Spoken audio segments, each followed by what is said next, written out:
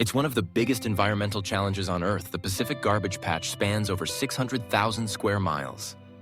But can we really clean it up? From high-tech solutions to global cooperation, we're diving into what it would take to fix this floating disaster. Don't forget to like this video, subscribe, and stay tuned for real answers to one of the planet's toughest problems. 1. The scale of the problem. The Pacific Garbage Patch spans an area more than twice the size of the United States today. It contains over 80,000 metric tons of plastic and trillions of individual fragments. Microplastics dominate the volume, while ghost nets and containers add substantial weight. The debris is suspended across the water column, not just floating visibly on the surface. This makes it difficult to estimate how much plastic exists or where it is most concentrated. Winds, waves, and ocean currents continually shift its boundaries across vast open waters. Unlike a solid island, the patch is more like a moving soup of particles spread across gyres. Cleaning such a large, fluid, and scattered mass poses significant technical complications. 2. Why skimming the surface is not enough. Most plastic cleanup strategies focus on the surface, where some debris is visibly floating. Large booms and nets can skim macroplastics like bottles, containers, and fishing gear. However, these account for less than 10% of the total mass in the garbage patch. The rest exists as microplastics, suspended throughout the upper ocean and invisible to sight. These tiny particles are mixed with plankton and organic matter vital to ocean ecosystems. Skimming them risks harming marine life and removing nutrients from the water by accident. Some plastics sink below surface layers, floating mid-depth or resting just above the seafloor. Surface methods cannot touch these layers, making deep cleanup nearly impossible for now.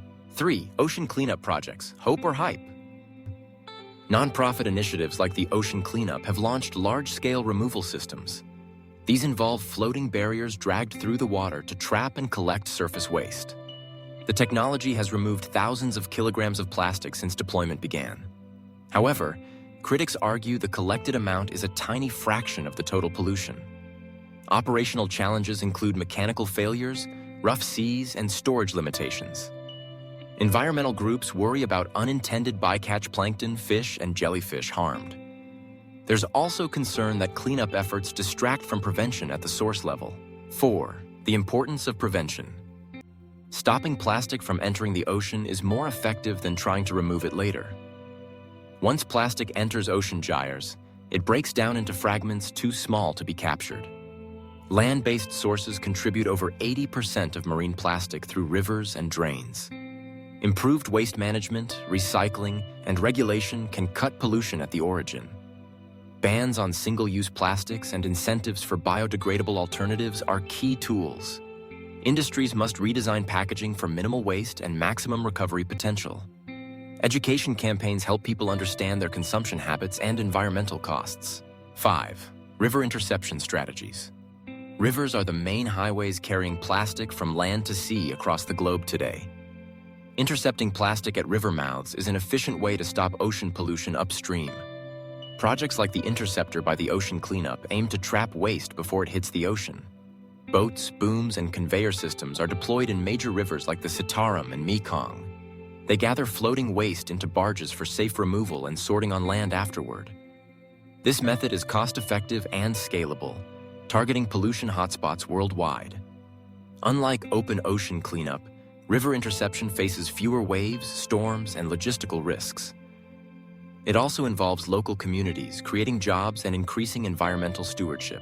6. Technology and innovation for ocean cleanup. Technological advances are creating smarter, more efficient tools to combat ocean plastic. Drones and satellites can map plastic concentrations to guide where to deploy cleanups. Autonomous boats and robots are being tested for continuous unmanned plastic collection. AI sorting systems can help recycle recovered ocean waste into usable materials. Biodegradable nets and marine-safe filters reduce harm during collection operations. Even ships are being outfitted with plastic filters to clean water as they travel routes. New polymers are under development that dissolve harmlessly or biodegrade naturally. 7. The role of international cooperation. Plastic pollution in the ocean is a global issue requiring global collaboration and governance. No single nation owns the high seas where the garbage patch exists or can act alone effectively. Treaties and frameworks must align nations to share cleanup costs and policy commitments. The United Nations Environment Assembly has proposed a global plastics treaty in progress. Countries must agree to production limits, export controls, and accountability for dumping. Technology sharing and funding for poorer nations is vital to ensure fair participation. Monitoring and enforcement systems must track plastic flow across borders and industries. Coastal countries especially must coordinate regional cleanup and river management plans. 8. Funding the future of cleanup. Ocean cleanup is expensive.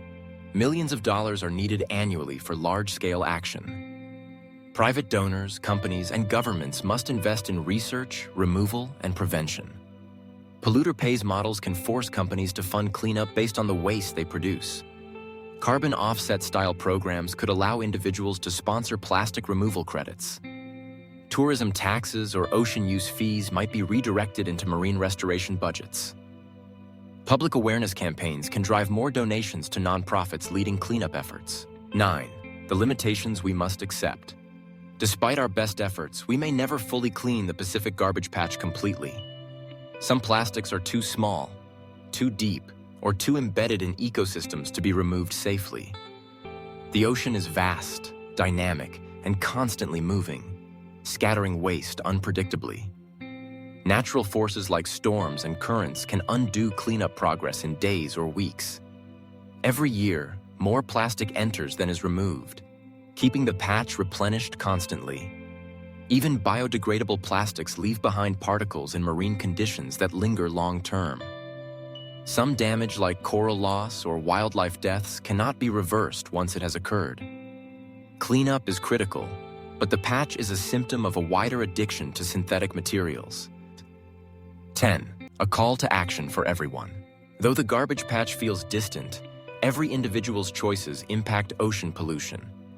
Choosing reusable goods, refusing single-use plastics, and supporting eco-brands helps. Educating others, reducing consumption, and recycling properly all have real-world impact. Volunteering for river cleanups or funding cleanup projects amplifies your contribution. Voting for leaders who support environmental policies advances change on a larger scale. Businesses respond to consumer demand. Use your wallet as a vote for sustainability. Teachers, influencers, and parents can inspire the next generation to value ocean life. Change begins at home, but its ripple can travel across oceans and through time. Cleaning the Pacific garbage patch isn't impossible, but it demands innovation, urgency, and global effort. From cleanup tech to reducing plastic at the source, change is possible if we act now.